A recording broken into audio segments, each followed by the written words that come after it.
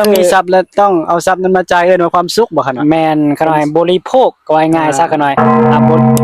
ขอเจริญพรท่านทั้งหลายสบายดีสวัสดีทุกคนเนาะมื้อนี้อาตมาภาพอยู่กับพระอาจารย์เพิ่นเช่นเคยเนาะโดยอยู่กับอาตมาภาพมื้อนี้สิได้ถามคำถามอ่าระหว่างเกี่ยวกับความสุขขน่อยโดยความสุขทางโลกกับทางธรรมมันต่างกันจังได๋ขน่อยโอ้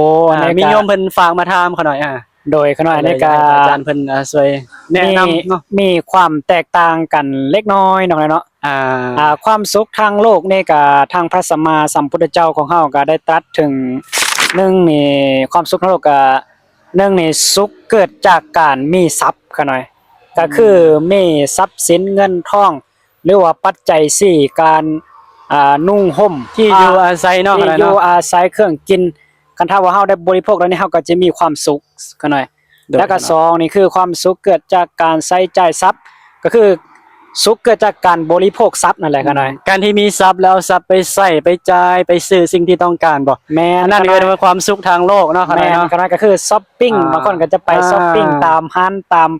ห้างต่างๆเนาะโดยอันนี้โดยเฉพาะก็คือทางโลกเนาะแม่นครับแล้วก็ประการต่อมาประการที่3ก็คือสุขเกิดจากการบ่เป็นหนี้ขน่อยการบ่เป็นหนี้นี่คือเป็นทุกข์บ่ขน่อยคันมีหนี้นี่เป็นทุกข์ใจได้ขน่อยแม่นเด้แม่นความพระอาจารย์เด้คันถ้าว่าคันถ้าว่า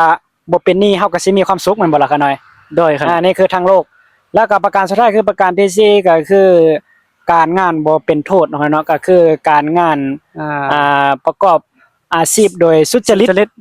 นี่ก็สิมีความสุขกันถ้าว่าเฮาเฮ็ดการงานที่ทุจริตที่บ่ดีบ่งามก็ระแวงกันบ่ขนาดนั้นระแวงบ่มีความสุขเนาะขนาดนั้นแม่นกังวลย้านเนาะแม่นครับอันนี้คือความทุกข์เด้โดยขนาดอันนี้โยมทั้งหลายอันนี้คือความสุขทางโลกเนาะโดยขนาดแต่ว่าความสุขทางธรรมบัดนี้เนาะความสุขทางธรรมนี่ก็คือ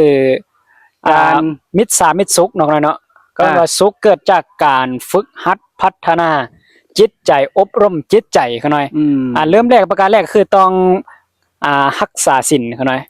การประพฤติกายวาจาใจให้เรียบร้อยเนาะโดยขนาดแล้วก็การฝึกสมาธิให้จิตใจของเฮานี่สงบมั่นคงบ่ให้ความคิดฟุ้งซ่านนะบ่นะแล้วก็ประการต่อมาคือฝึกวิปัสสนากรรมฐานก็คือการฮู้แจ้งในอารมณ์ต่างๆแม้แต่